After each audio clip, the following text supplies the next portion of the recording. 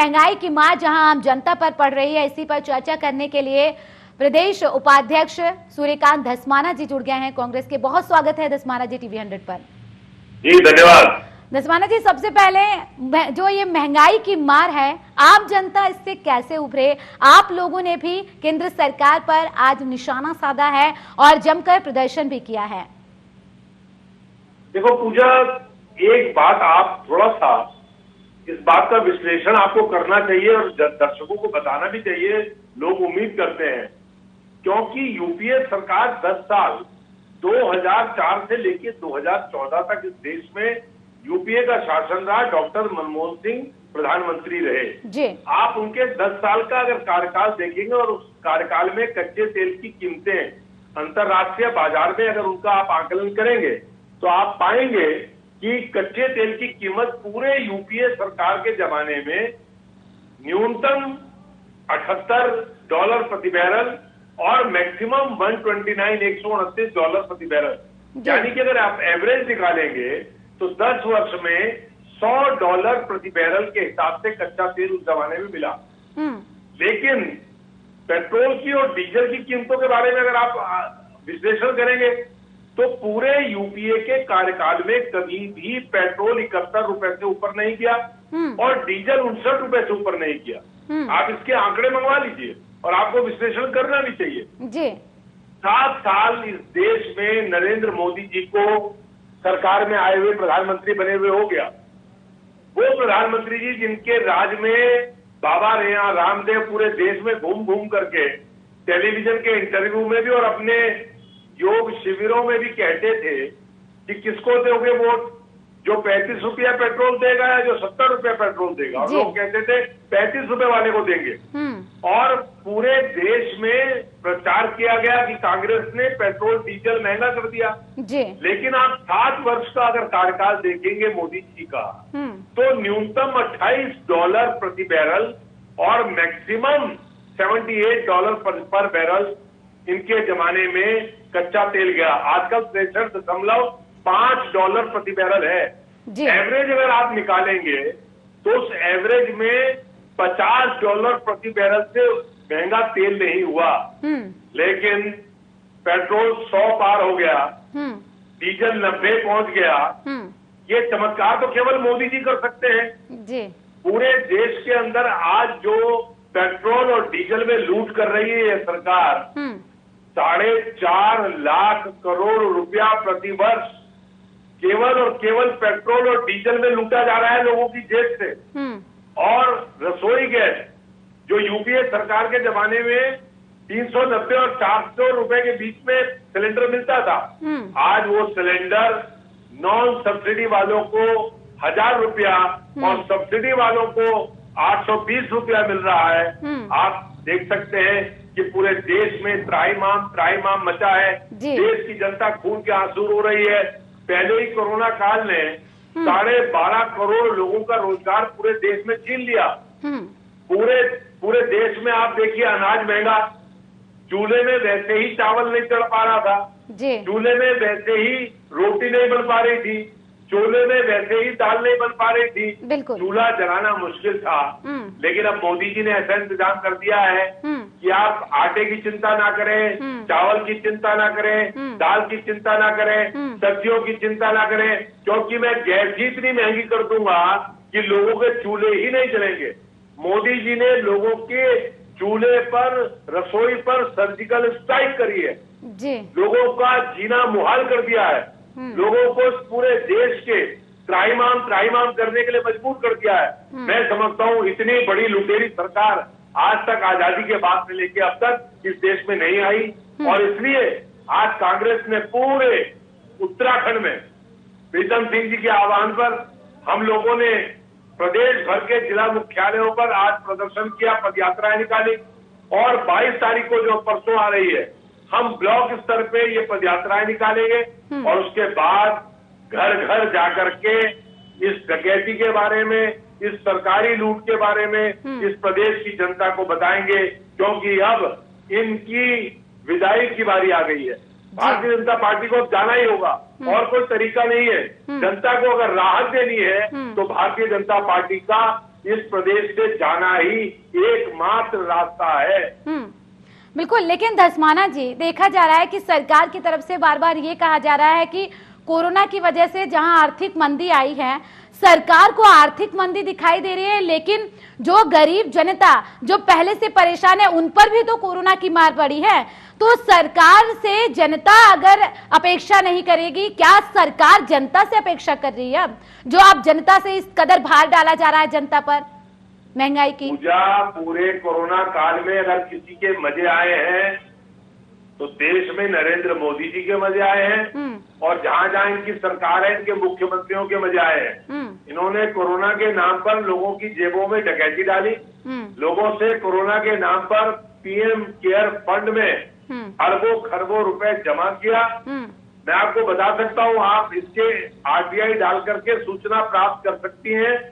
अकेले ओएनजीसी ने 300 करोड़ रुपए दिए उत्तराखंड से, देहरादून से, और मुख्यमंत्री कोष में, राहत कोष में करोड़ों रुपया, कई 100 करोड़ रुपया त्रिवेंद्र सिंह रावत जी के कोष में जमा हुआ। मैं पूछना चाहता हूं कि कोई बीजेपी का प्रवक्ता आकर के बता दे कि आपने पीएम केयर से और मुख्यमंत्री राहत कोष से जो पैसा इकट्ठा हुआ था, क्योंकि लोगों का इलाज तो आपने किया नहीं, लोगों का इलाज तो आपने प्राइवेट अस्पताल को कह दिया कि आप करिए, और 8,000 रुपए से लेकर के 18,000 रुपए प्रतिदिन के हिसाब से कोरोना के पेशेंट के लिए बेड आपने टैरिफ तय कर दिया सरकार ने कि अगर नॉर्मल जाएगा बेड लेगा कोरोना का पेशेंट तो उसको 8,000 रुपए देने पड़ेंगे। अगर बढ़िया वाला रूम लेगा, इंडिपेंडेंट रूम लेगा, आईसीयू इस्तेमाल करेगा या वेंटिलेटर इस्तेमाल करेगा तो उसको 18,000 रुपए प्रतिदिन देना पड़ेगा।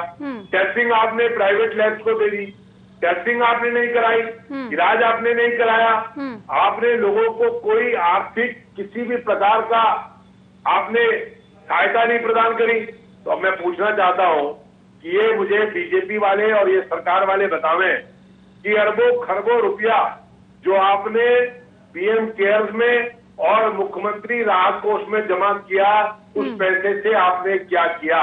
उल्टा अब रसोई गैस महंगी कर रहे हो, आटा दाल चावल सब्जी महंगी कर रहे हो, पेट्रोल महंगा कर रहे हो, डीजल महंगा कर रहे हो, और ये प्रधानमंत्री इतिहास के पहले प्रधानमंत्री बन गए हैं जिनकी वजह से मशीनों को दोबारा से, जो पेट्रोल पंप की मशीनें हैं, क्योंकि वो 99 से ऊपर बता नहीं रही थी, उनको दोबारा रीशेड्यूल करना पड़ा 100 का आंकड़ा लाने के लिए।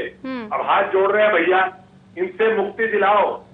ये डबल सेंचुरी मारने के चक्कर में है, सेंचुरी तो ये मार चुके, और जो अफीम का अंटू, अफीम का गोला मुंह में डाले हुए मोदी भक्त आंखों में पट्टी बांध करके लगातार मोदी मोदी मोदी कर रहे थे, आज उनकी भी जान आफत में आ गई है। नौकरियां चली गई हैं लोगों की, रोजगार चले गए हैं, घरों में चूल्हे जलने बंद हो गए, राशन नहीं है। आज मैं समझता हूँ इस देश के अंदर जो अंधभक्ति में लीन लोग थे, उनकी अंधभक्ति भी अब टूट रही है। तो क्या जो अच्छे दिन लाने का वादा किया गया था, जिस पर खुद कांग्रेस की राष्ट्रीय महासचिव प्रियंका गांधी वाड्रा ने भी कटाक्ष किया है कि उस दिन अच्छे दिन घोषित होना चाहिए जिस दिन तेलों के दाम ना बढ़े? अरे साहब, अच्छे दिन हम तो हाथ जोड़ करके दंडवत प्रणाम करके कह रहे हैं, हमारे बुरे दिन हमको लौटा दो।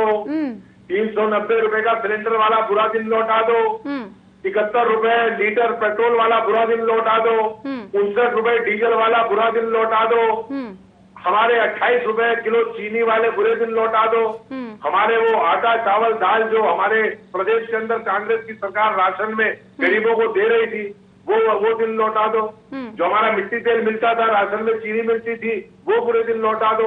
हमको त्रिवेंद्र सिंह रावत जी के और मोदी जी के अच्छे दिन नहीं चाहिए। हम तो इनके लिए कहेंगे तो एकादशी को, पूर्णमासी को, जो भी त्योहार आएगा व्रत रख लेंगे, रोजा रख लेंगे, लेकिन भगवान इससे मुक्ति दिलवा दो, इस सरकार से मुक्ति दिलवा दो, तभी जनता की प्राण बचेंगे। वरना ये तो मैं समझता हूँ कि जान लेने पर तुले हैं, गरीब आदमी की जान लेने पर तुले हैं। किसान को अलग मार रहे हैं, बेरोजगार को अलग मार रहे हैं, नौजवान को अलग मार रहे हैं, ये तो मारने में लगे हुए हैं। तो ऐसे अच्छे दिन हमें नहीं चाहिए, हमारे बुरे दिन लौटा दो। हमको इनके अच्छे दिन जो है मोदी जी को मुबारक, अमित शाह को मुबारक, गडकरी जी को मुबारक, त्रिवेंद्र रावत को मुबारक, बीजेपी के नेताओं को मुबारक। हमको ये अच्छे दिन नहीं चाहिए जी। लेकिन धस्माना जी देखिए, आप बड़ी वजह क्या मान रहे हैं? क्योंकि देखिए, जैसा कि आपने यूपीए सरकार का आंकड़ा बताया है कि किस तरीके से $78 प्रति बैरल से $120, $130 मैक्सिमम जो है प्रति बैरल गया। लेकिन अब जो कहा जा रहा है सरकार की तरफ से कि वैश्विक बाजार में तेल की दामों में बढ़ोतरी हुई है, इस वजह से पेट्रोल डीजल के दाम बढ़ रहे हैं। लेकिन इसको कैसे आंका जाए, क्योंकि तब के $78 प्रति बैरल से लेकर $120 प्रति बैरल जब था तब, और आज तो अभी $63.58 प्रति बैरल है। फिर वो कैसे कहा जाए कि तेल तब महंगा था या अब महंगा है? पूजा, ये मूर्ख बनाने में, और इस देश में इससे बड़ा झूठा प्रधानमंत्री पैदा नहीं हुआ जी। और इस देश में नहीं, पूरी दुनिया में नहीं हुआ। 1 लाख झूठे एक साथ मर जाए तब ये जाके ऐसी महान हस्ती पैदा होती है जो हमारे देश के प्रधानमंत्री हैं। आपको मैं बता रहा हूँ, और ये मैं आंकड़ा आपसे कह रहा हूँ, मैं कल दोबारा डिबेट करने को तैयार हूँ। बीजेपी के किसी प्रवक्ता को बुला लीजिए जो मेरी बात काट दे। यूपीए सरकार के जमाने में पूरे 10 साल के कार्यकाल में $78 प्रति बैरल से $129 प्रति बैरल कच्चा तेल था। 71 रुपए से ऊपर पेट्रोल नहीं गया। तब आपको पेट्रोल डीजल के दाम महंगे लग रहे थे, लेकिन आज जब सेंचुरी पार कर गया है तब आपको पेट्रोल और डीजल के दाम महंगे नहीं लग रहे हैं। सवाल तो यही है कि आम जनता कहां जाए? एक तरफ आम जनता के लिए कुआं है, दूसरी तरफ खाई है। एक तरफ अभी कोरोना से जहां जिंदगी पटरी पर लौट रही थी, धीरे धीरे कि किसी तरह से जिंदगी की शुरुआत की जाए, पटरी पर लौट रही है, अब एक तरफ फिर से उस पर महंगाई की मार कर देना, आम आदमी की तो कमर टूट रही है। पूजा, $63.5 प्रति बैरल आज की तारीख में कच्चा तेल है और पेट्रोल 100 पार हो गया है। श्रीगंगानगर में चली जाइए जी, 98 रुपए मुंबई में हो गया है। देश के कई शहरों में 90 से ऊपर मिल रहा है, लेकिन 100 पार हुआ है और मशीनें बंद हुई है पेट्रोल पंप की। 92 रुपए श्रीगंगानगर में डीजल बिका है। मैं आपसे ये बात इसलिए कह रहा हूँ कि आज जब राहत की जरूरत थी, आपने पूछा कोरोना काल, कोरोना काल में, अच्छा आप ये बताइए, कहीं 5 सितारा 7 सितारा इस देश के अंदर आपने, जिस देश में महात्मा गांधी ने लंगोट पहन करके पूरे देश की जनता को जगाया हो अंग्रेजों के खिलाफ, उस देश में 5 सितारा और 7 सितारा आलीशान दफ्तर किस पार्टी के हैं? कोरोना में किसने प्रगति करी है? अंबानी और अडानी की जो हैसियत थी, जो उनकी संपत्तियां थी, जो उनका टर्नओवर था, उनसे पूछिए किसका बड़ा है इस देश में? हम दो हमारे दो, दो सत्ता में और 2 व्यापार में, हम दो हमारे दो, दो की सरकार दो के लिए।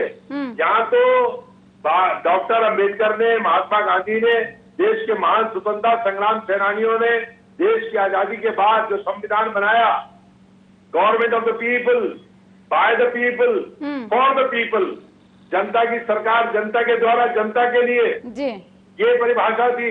और ये परिभाषा बदल दी मोदी जी ने। हम दो हमारे दो, मोटा भाई और वो और दो वो, हम दो हमारे दो। सरकार किसके लिए है? कहाँ है? Government of the people, by the people, for the people. यहाँ तो गवर्नमेंट ऑफ 2 फॉर द 2, दो की सरकार दो के लिए।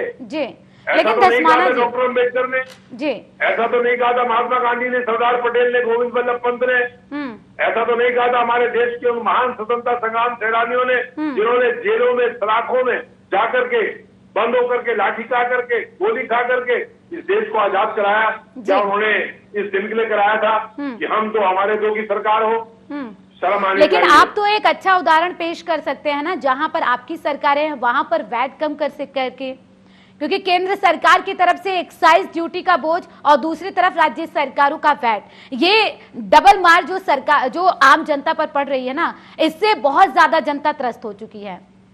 बिल्कुल त्रस्त हो चुकी है। और हमारी सरकारें जहां जहां हैं, आप देखिए उत्तराखंड में बीजेपी की जो सरकार है, मैं आपसे बताना चाहता हूं कि आज उत्तराखंड के अंदर 12.5 लाख तो रजिस्टर्ड बेरोजगार हैं। 15 लाख बेरोजगार इस राज्य में हैं। कई 2.5 लाख के करीब जो जिनका कोई अता पता ही नहीं है, रजिस्ट्रेशन ही नहीं है। लेकिन आज राज्य में 22.3 की दर से पूरे देश के पहले पायदान में हम बेरोजगारी में हैं। इस प्रदेश के अंदर मुख्यमंत्री, स्वास्थ्य मंत्री भी हैं और कोरोना में अब तक 1700 लोगों की जान चली गई है। कोरोना में 1 लाख लोग इस छोटे से प्रदेश में, उत्तराखंड में, जिसकी आबादी 1.25 करोड़ है, इसमें 1 लाख लोग संक्रमित हो गए। जिस राज्य में 8 जिले 13 में से पहले ग्रीन जोन में थे, वो सरकार की गलत नीतियों के कारण पूरे राज्य में कोरोना फैला। आज जब कोरोना समाप्ति की ओर है और कुंभ सर पे है, तो कुंभ का नोटिफिकेशन नहीं हुआ। कुंभ के स्नान शुरू होने वाले हैं और कुंभ में 11 मार्च को जो स्नान होना था उसका नोटिफिकेशन नहीं हुआ। अब सरकार कह रही है केवल 28 दिन का कुंभ होगा। 4 धाम यात्रा प्रभावित हुई थी। 5 लाख परिवार है उत्तराखंड के अंदर जो सीधे सीधे जिनकी रोटी रोजी यात्रा से है संबंधित, सरकार ने कोई इंतजाम नहीं किया। पूरे प्रदेश के अंदर आलम यह है कि हमारे जो तमाम प्रवासी जो देश में और दुनिया में अलग अलग प्रांतों में, अलग अलग देशों में जो हॉस्पिटैलिटी सेक्टर से लेकर के और तमाम अलग अलग क्षेत्रों में काम करते थे, वो जो वापस आए कोरोना काल में, सरकार ने उनकी कोई मदद नहीं करी। ये सरकार केवल जुमलों की सरकार है। ये सरकार केवल गुमराह करना जानती है। ये सरकार केवल झूठ बोलना जानती है। और मैं समझता हूँ कि अब इसकी विदाई का समय आ गया है। 1 साल रह गया है। 2022 में इस प्रदेश की जनता इनकी विदाई करने वाली है। वो तो ठीक है, लेकिन धस्माना जी, आपने जैसा कि अभी श्री गंगानगर का उदाहरण दिया, वहां पर सबसे ज्यादा वहाँ पेट्रोल डीजल महंगा हो चुका है, लेकिन वहां पर तो आपकी सरकार है, वहां पर तो आप वैट कम कर सकते थे। और अगर उसके बाद भोपाल की बात कर ली जाए, वहां पर हालांकि बीजेपी की सरकार है, लेकिन वहां पर भी देखिए सेंचुरी पार कर चुका है पेट्रोल का भाव। तो अगर सरकारें वैट में कमी कर दें तो क्या दिक्कत है, क्यों नहीं हो रही है यहाँ पर? क्योंकि देखिए सिर्फ आरोप प्रत्यारोप करने से इस पूरे मामले में जनता को राहत नहीं मिलने वाली है। जी पूजा, ये टेम्परेरी राहत से काम नहीं चलने वाला है जी।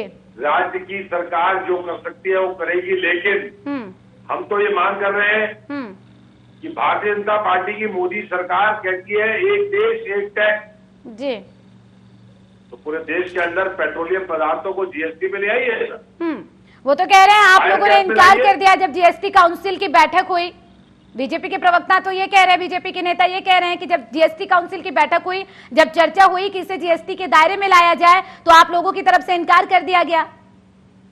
क्या प्रधानमंत्री जी ने जीएसटी पूरे देश में लागू करने से पहले सारे देश के प्रांतों से पूछा था जी?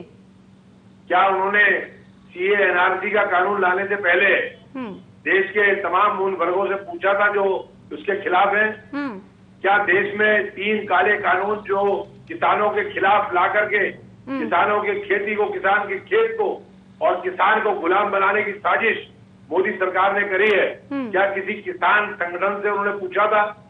आप किसानों के खिलाफ बिल लाओगे और आप उसमें नहीं पूछोगे किसान से, आप जीएसटी लाओगे, व्यापारी संगठनों से नहीं पूछोगे, आप अगर देश के अंदर कोई भी कानून लाते हो अपनी मर्जी से लाते हो, पूछते नहीं हो।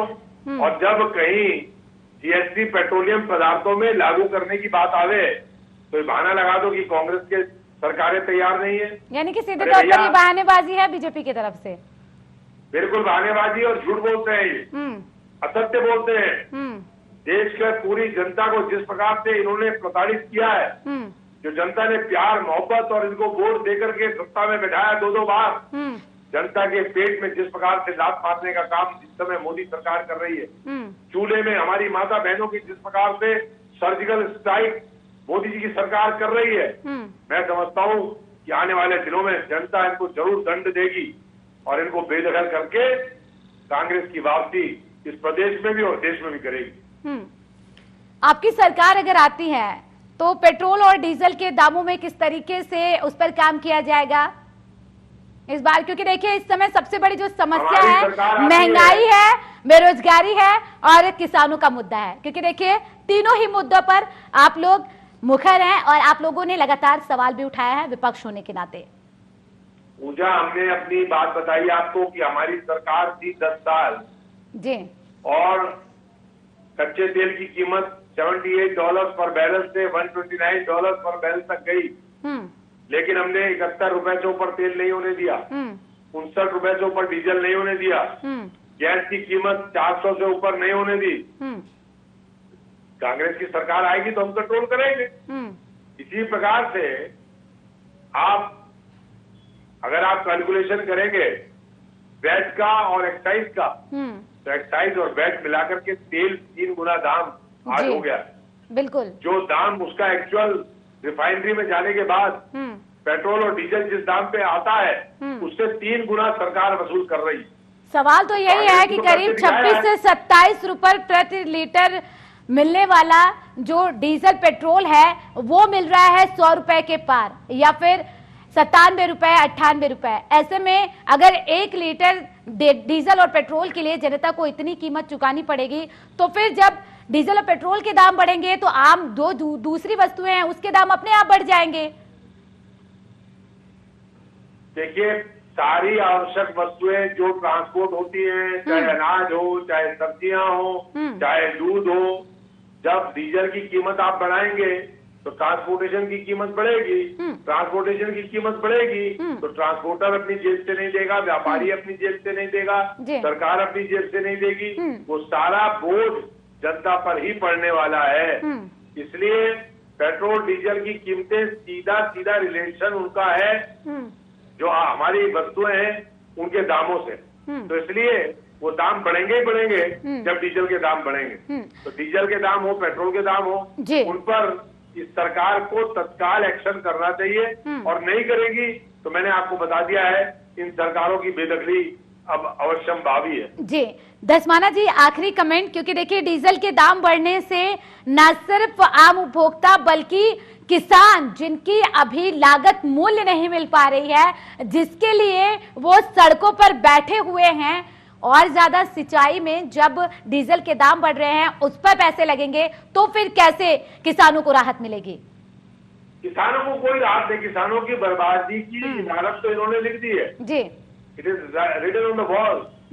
दीवारों पे साफ दिखाई पड़ रहा है कि मोदी जी किसानों का क्या चाहते हैं जी, वो किसानों को अब आतंकवादी बता रहे हैं। ठीक है, बहुत शुक्रिया धस्माना जी टीवी 100 से जुड़ने के लिए, तमाम बातचीत करने के लिए।